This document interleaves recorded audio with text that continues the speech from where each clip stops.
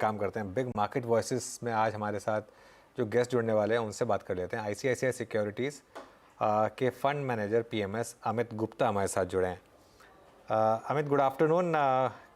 क्या व्यू बन रहा है मार्केट पर इस समय, क्योंकि एक बहुत बड़ा मूव आया उसके बाद थोड़ा कंसोलिडेशन, किस तरीके से रीड कर रहे हैं आप इस कंसोलिडेशन को? तो अनुज, आपने देखा ही जब मार्केट पोस्ट स्टेट इलेक्शन काफी शार्प रन अप लिया है। बट जैसे आप बात कर रहे थे ब्रॉडर मार्केट की, I think that is the key. क्योंकि अगर निफ्टी को आप देखिए तो निफ्टी बहुत ज्यादा कंपाउंडिंग नहीं करेगा अगर एसएनपी की कंपाउंडिंग ज्यादा नहीं हो रही है। तो एक लिमिट होता है निफ्टी का premium over S&P. But consolidation phase हो सकता है मार्केट में, और उस कंसोलिडेशन के अंदर जो ब्रॉडर मार्केट अभी अप्रैल से जो मूव स्टार्ट हुआ है, अप्रैल 2023 से, आई थिंक वो इलोंगेट काफी लंबा हो सकता है।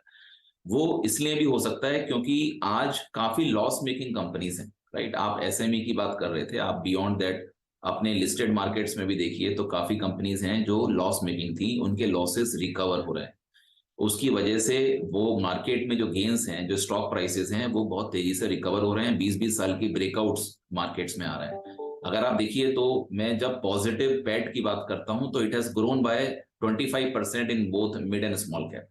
बट जब मैं लॉसेस को प्रॉफिट के साथ ऐड करता हूं और नेट नंबर की ग्रोथ देखता हूं तो it has gone up by 80% in small caps and it has gone up by 50% in mid caps. And this is where this market का जो ये ब्रॉडर पर्सपेक्टिव है ये एक्चुअली बढ़ता जा रहा है। और काफी सेक्टर्स हैं जो इमर्ज हो रहे हैं। आप रिन्यूएबल एनर्जी देखिए, रेलवे, डिफेंस, ड्रोन्स सेटअप की कंपनीज हैं, या फिर सेमीकंडक्टर है, power, telecom, all of them were not performing in the last decade and they are coming out. I think this is where the new money is going now. बिल्कुल। Power की आपने बात की Amit, power में इस समय power power finance, renewables, इनमें क्या क्या हो रहा है? इनमें इस समय 3-3 गुना स्टॉक्स हो गए हैं पिछले 3-6 महीने में। इरेडा तो लिस्ट होने के बाद 3 गुना हो गया है। सो पावर की डिमांड बहुत सॉलिड है। अगर आप देखिए तो जिस तरह की एनुअलाइज कंपाउंडिंग पहले पावर की हुआ करती थी डिमांड की, वो 2.5% था, आज वो 8.5% है।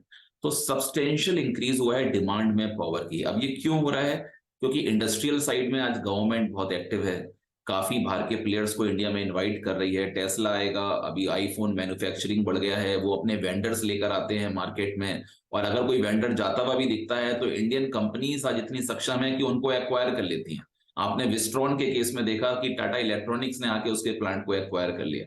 तो ये जो जिस तरह का मैन्युफैक्चरिंग सेटअप बढ़ रहा है, इससे पावर की डिमांड मार्केट में बढ़ती जा रही है।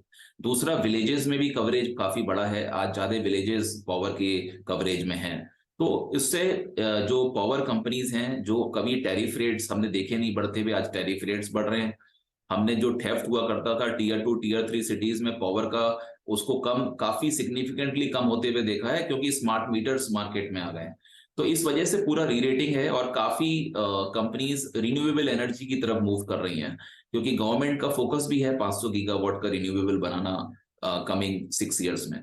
तो आज एनटीपीसी देखिए 70 गीगावाट का थर्मल था, 60 गीगावाट का रिन्यूएबल का सेटअप ला रहा है। हाइड्रो कंपनीज को रिन्यूएबल में ही माना जाता है क्योंकि नॉन फॉसिल फ्यूल कंपनीज हैं।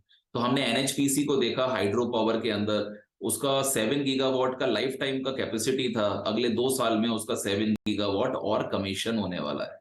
तो इससे कंपनीज की जो री रेटिंग है वो बढ़ रही है, क्योंकि वो बहुत ही सक्षम डिमांड को केटर कर रहे हैं। इसलिए ये एक सस्टेनेबल मूव बनता जा रहा है। Amit, good afternoon. कुछ देर पहले हम टीवीएस मोटर की बात कर रहे थे जो नए हाइस पर है, और जिस तरह का इनका ओवरऑल ईवी पोर्टफोलियो मार्केट में सबसे ज़्यादा चर्चा में रहा है, सेल्स में अच्छा खासा पिकअप है। तो टू व्हीलर साइड पर आप अगर अंदाज़ा दे सकें, वैल्यूएशंस कैसे स्टैक अप करते हैं, और इस ईवी क्रांति में अगर आपने दाव खेलना हो तो फिर क्या टू व्हीलर साइड पर खेलेंगे, या फिर फोर व्हीलर्स में भी आपको टाटा मोटर्स में एक अभी भी मौका दिख रहा है?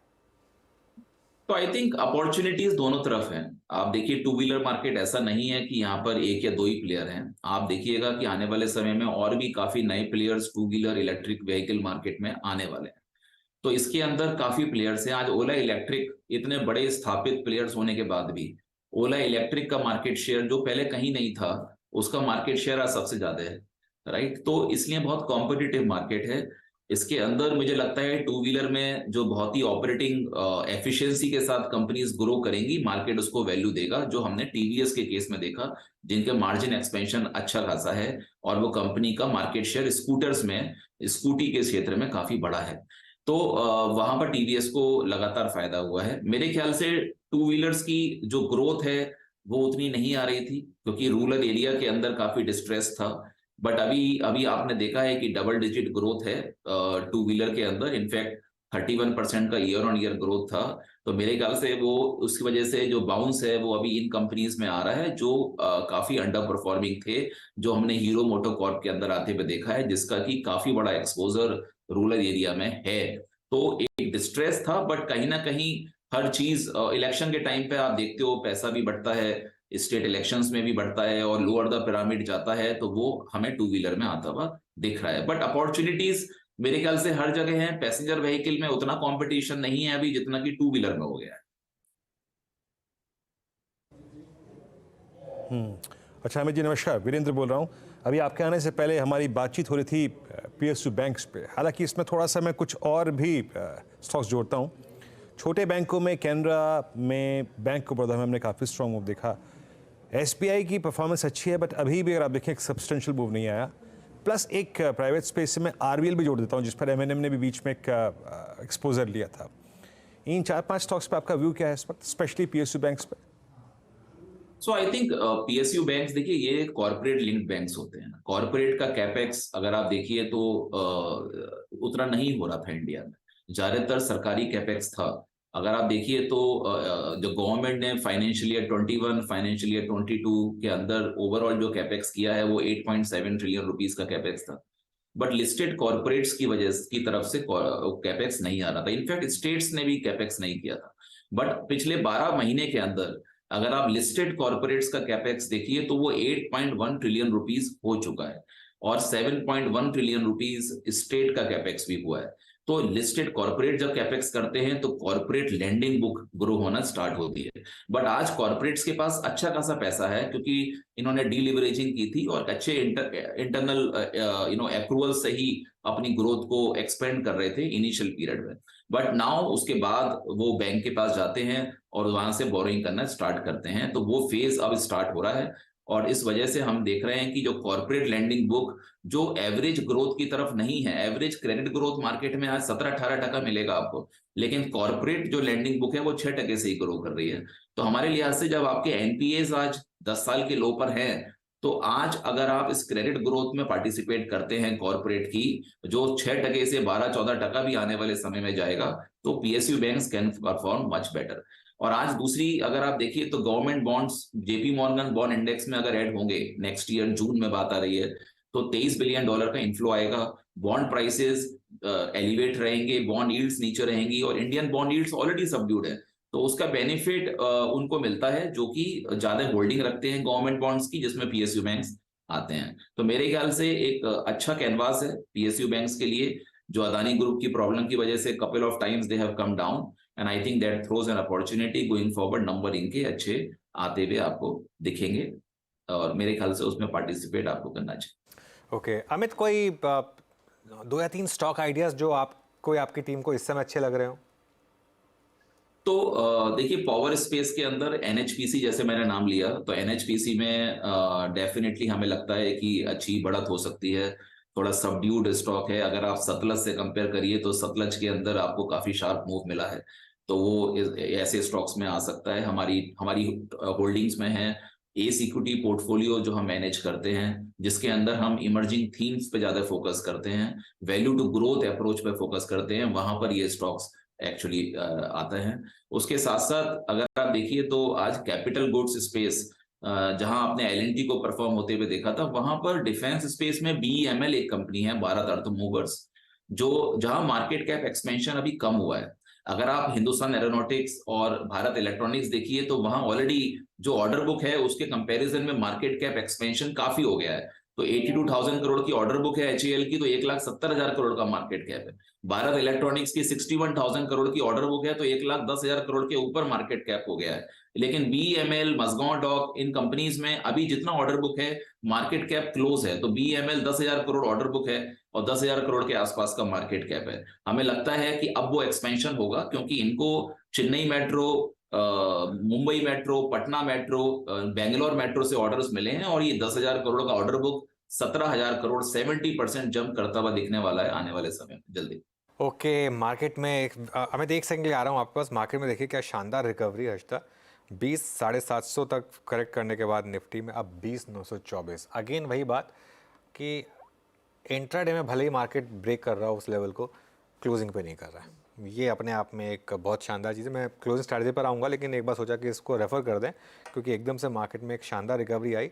बैंक निफ्टी के वीकली एक्सपायरी भी थी, उसका कोई खास इंपैक्ट नहीं है, लेकिन 2-3 स्टॉक्स हैं, एनटीपीसी, एलएनटी, टाइटन, जिन्होंने रिलायंस ने काफ़ी शानदार मूव दिखाया। रिलायंस ने इनफैक्ट लीड किया इस पुल बैक को। तो ये कुछ स्टॉक्स हैं जिनकी वजह से थोड़ी सी रिकवरी मार्केट में आई है इस समय। एक अच्छा स्ट्रेंथ, और पूरी स्क्रीन आपको ग्रीन दिखाई देगी।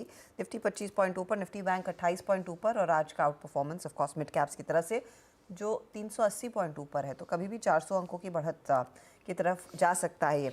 इनफैक्ट मिड कैप्स पर ही अमित मैं अपना अगला सवाल पूछना चाहूँगी। कंस्ट्रिंग आज फिर बहुत तगड़ा मूव देखने को मिला है, और इस रैली की शुरुआत में स्पेशली जो स्टेट इलेक्शंस आए उसके बाद सब लोग कह रहे थे कि देखिए लार्ज कैप्स में रहिए, यहाँ पर ज़्यादा एक्शन देखने को मिलेगा, यहाँ पर ज़्यादा पैसा आएगा। लेकिन मिड कैप्स का जो लगातार आउट परफॉर्मेंस है उसके मद्देनज़र आप अपने आप को कैसे पोजीशन कर रहे हैं? कितना पैसा मिड कैप्स में इस समय आपका है या फिर लगाने की इच्छा है? देखिए, जब हम ऐसा बोलते हैं कि लार्ज कैप्स ज्यादा चलेंगे, राइट, तो उसमें दो कैटेगरीज आती हैं।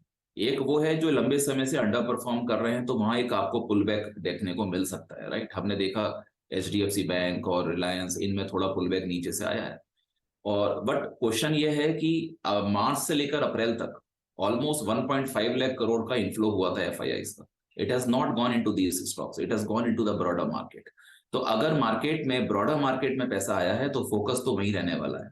और दूसरी कैटेगरी है उन मिड कैप्स की जो लार्ज कैप बन गए, राइट। अगर पावर फाइनेंस कॉर्पोरेशन और ऐसी कंपनीज देखिए जो पहले मिड कैप थे, बट जिस तरह से मूवमेंट आया है आज वो लार्ज कैप कैटेगरी में है, तो उनमें जो जिस तरीके की ग्रोथ एक्सपेक्टेड है, राइट। आज 25 लाख करोड़ की फंडिंग की जरूरत है पावर स्पेस में।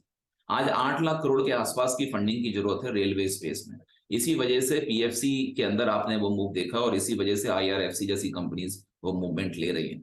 तो आई थिंक ये भी हमें ध्यान रखना है कि लार्ज कैप में आज वो भी आ रहे हैं जो पहले मिड कैप थे, तो उनमें वो मोमेंटम कंटिन्यू रह सकता है। अमित, एक स्टॉक पॉसिबली आपसे आखिरी पूछना चाहूँगा, और वो है, या in fact space, that's tyre space. Auto की तेज़ी को तो हमने भुनाया, आई मीन एक्साइड भी भागा एंसिलरी स्पेस पे, बैटरी स्टॉक्स में, बट आई मीन टायर पूरा का पूरा बस कर रहा है इस वक्त। आज भी मेरे ख्याल से यस, इस week in fact last week Apollo tyre से अपने करियर का हाई छुआ। Same is the case with CEAT. यहाँ पे आप लोगों को कोई पिक है क्या इस वक्त? So Apollo tyre is part of our portfolio. जो मैंने एस इक्विटी पोर्टफोलियो बोला, अपोलो टायर हमने इसलिए लिया है क्योंकि पहली बात, अपोलो टायर लास्ट डिकेड का अंडर परफॉर्मिंग स्टॉक है, राइट। और आपने देखा होगा ओईएम्स में भी Mahindra and Mahindra last decade का अंडर परफॉर्मिंग स्टॉक था, और इस डिकेड में how it is performing in this rally. Same goes with Apollo tyre, क्योंकि जब टर्न अराउंड होता है सिचुएशन का, आप अगर अपोलो देखिए तो आज 33% medium and heavy commercial vehicles को केटर करता है। और ये सेगमेंट बजिंग है, क्योंकि आज गवर्नमेंट माइनिंग में बहुत फोकस कर रही है। आपको जब पावर चाहिए तो माइनिंग होती है, कोल की माइनिंग होती है, आपको स्टील चाहिए तो मैग्नीज ओर की माइनिंग होती है, तो आपको बड़े व्हीकल चाहिए ट्रांसपोर्टेशन के लिए, राइट। तो वो सब में आज अपोलो टायर इस वजह से अच्छा ग्रो कर रहा है। और साथ साथ हमने देखा कि पैंडेमिक के बाद इसने यूरोपियन मार्केट, जहां पर इसका 25-30% का एक्सपोजर है, वहां भी इसने करीब 300 बिप्स से अपना मार्केट शेयर बढ़ाया है। तो एक एफिशिएंसी जो मिसिंग थी वो वापस आई है, और उसको मार्केट वैल्यू दे रहा है, और इसलिए हमने इसके अंदर अपनी पोजीशंस मेंटेन की है। ऑलराइट अमित, बहुत बहुत शुक्रिया आज हमारे साथ जुड़ने के लिए और इन सब स्टॉक्स पर बात करने के लिए। Market at days high